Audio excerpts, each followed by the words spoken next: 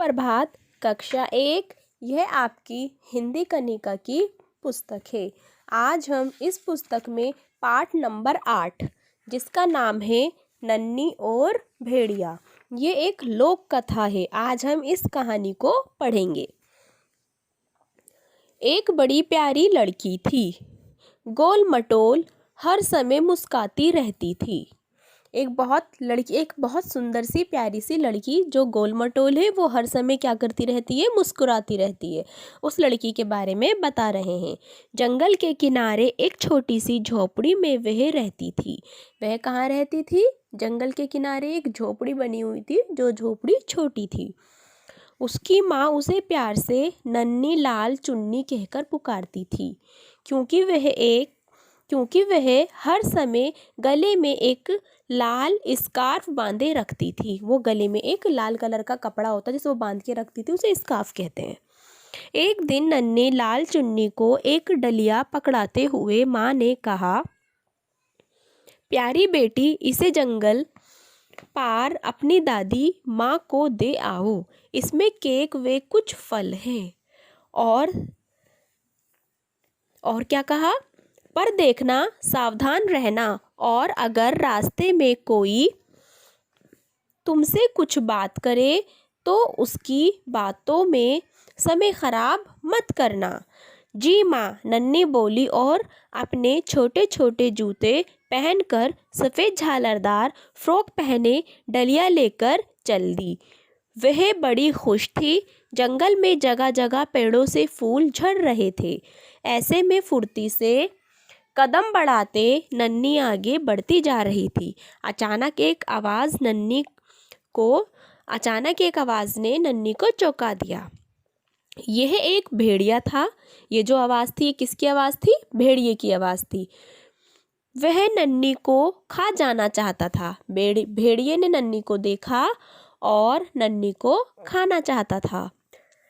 इसलिए वह नन्ही से मीठी मीठी बातें करने लगा।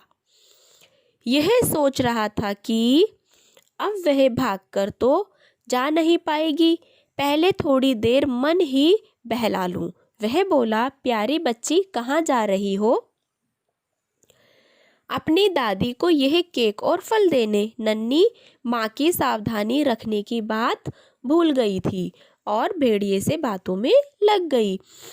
थोड़ी देर में चली जाना, पहले थोड़ा जंगल तो घूम लो।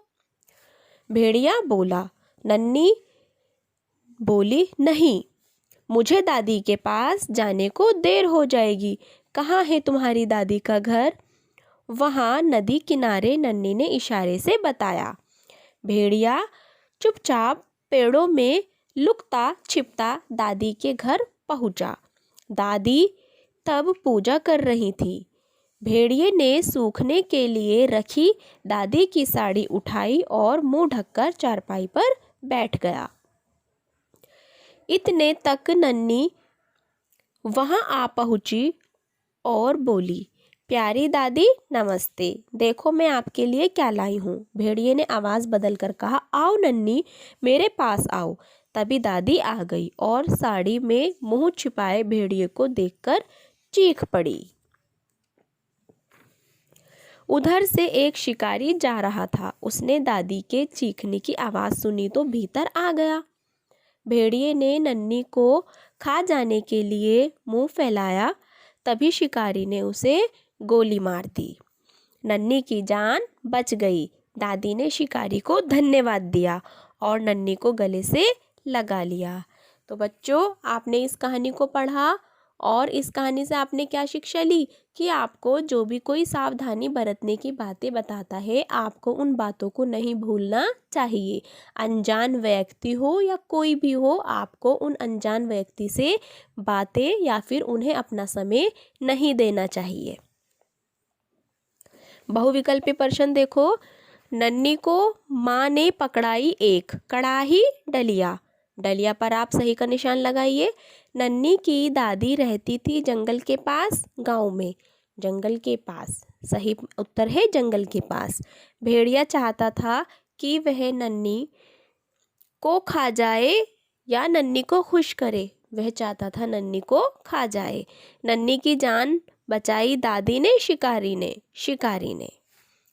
इस प्रकार आपको सही विकल्पीय प्रश्न अपनी पुस्तक में ही करने हैं।